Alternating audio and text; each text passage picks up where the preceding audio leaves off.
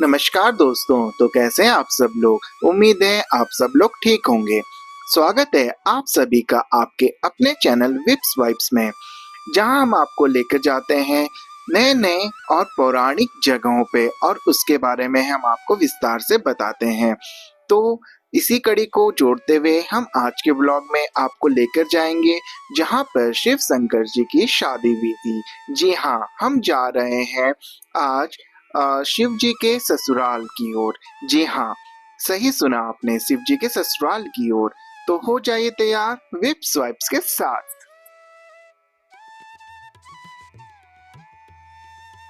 पिछले ब्लॉक में हम आपको लेके गए थे जहाँ पे शिव शंकर की बारात ठहरी थी। जी हाँ, भोले भंडारी जी की जहाँ पे बारात ठहरी थी, जिसका डिस्क्रिप्शन में हमने आपको लिंक दे रखा है। जिसने वो वीडियो नहीं देखी तो प्लीज वो जाके देखिएगा।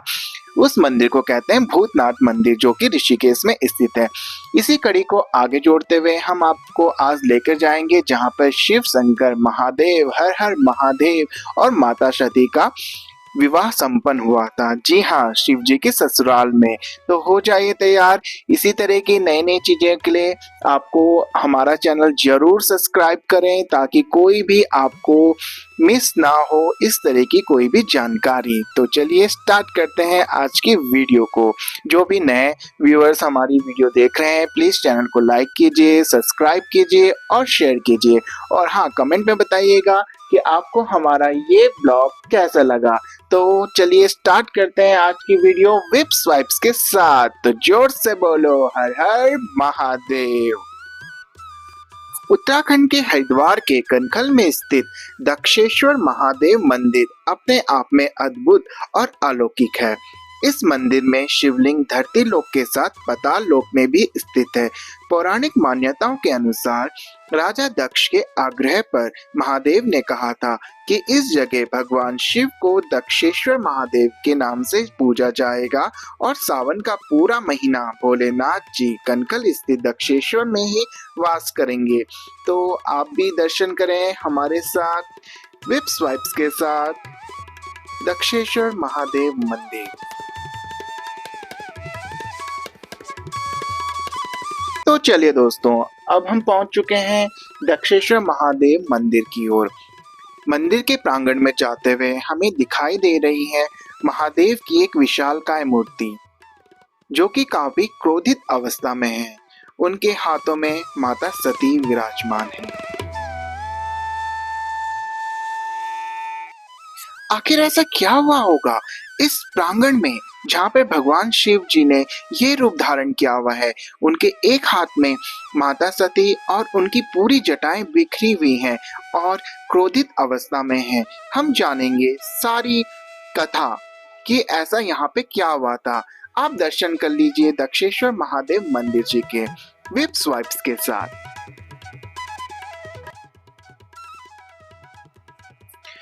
पौराणिक मान्यता के अनुसार दक्ष प्रजापति की कई बेटियां थीं, पर वो माता शक्ति को बेटी के रूप में पाना चाहते थे।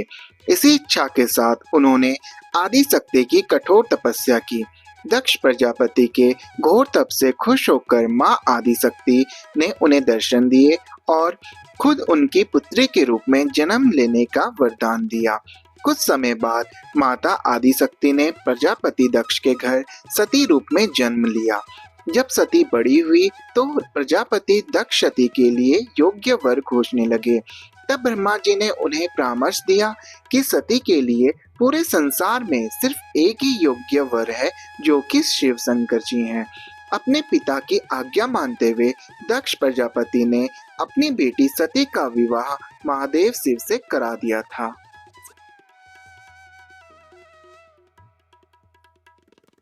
कहा जाता है एक बार स्वर्ग में देव सभा आयोजित की गई, जिसमें महादेव के साथ सभी देवताओं ने शिरकत की थी। देव सभा में सबसे अंत में दक्ष प्रजापति आए। उनके आते ही सारी देवता उनके सम्मान में हाथ जोड़कर खड़े हुए, पर शिव उन्हें औपचारिकता का कोई मोह नहीं था। वो बैठे रहे। जैसे ही दक्ष ने शिव को बैठे हुए देखा तो उन्होंने इसे अपना अपमान समझा और क्रोधवश वो महादेव को अपमानित करने का अवसर देखने लगे। एक बार प्रजापति दक्ष ने एक महायज्ञ आयोजित करवाया, जिसमें उन्होंने महादेव को छोड़कर सभी देवी देवताओं को निमंत्रण किया। जब माता सती को यह बात पता चली कि उनके पिता के घर महायज्ञ हो रहा है, तो वो शिव से वहां जाने के लिए अनुमति मांगने लगी।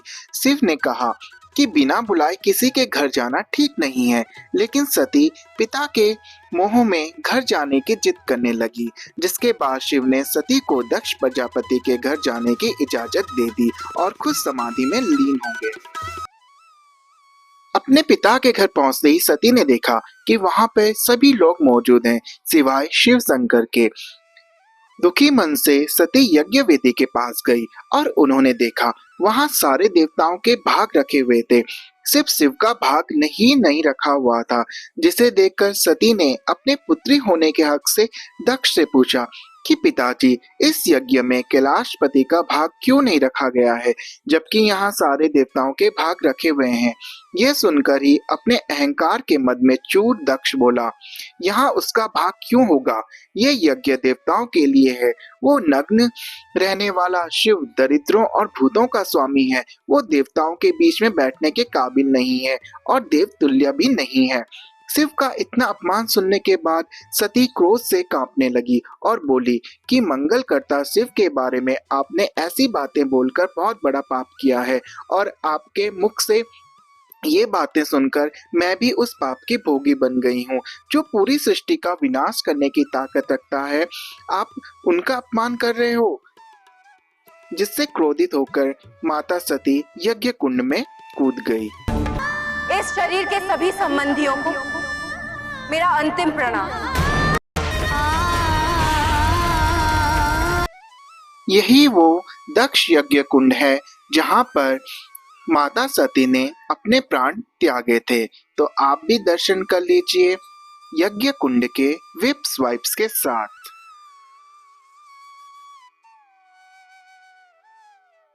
जैसे ही शिव को इस बात का पता चला तो वो अत्यंत क्रोधित हो गए और क्रोध में तांडव करने लगे। उन्होंने तांडव करते हुए अपनी जटाएं शिला में जोर से मारी, जिससे वीरभद्र की उत्पत्ति हुई।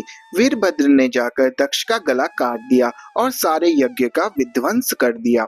सभी देवताओं के अनुरोध पर महादेव ने राजा दक्ष को बकरे का सिर लगाकर दोबारा जीवित कर दिया। राजा दक्ष ने जीवित होते ही महादेव से अपनी गलतियों की माफी मांगी।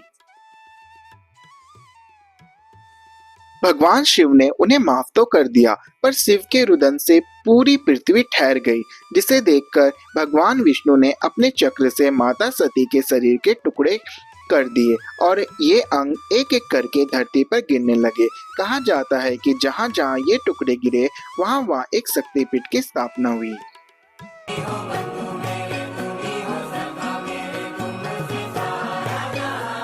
भोले मेरी सांस चलती है, दिन ये ढलता है नाम से तेरे। किस्मत वो ही बनती है जो तू लिखता है हाथ सब तेरे।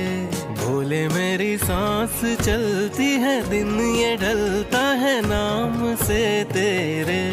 किस्मत वो ही बनती है जो तू लिखता है हाथ सब तेरे। कष्ट कटे हैं मेरे मन के तन के, भक्ति में शंभू करने लगा हूँ जब से।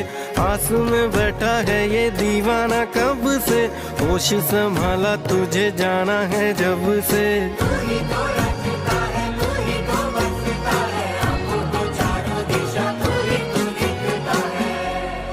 तो चलिए दोस्तों, अब हो गया है टाइम आप सभी से विदा लेने का।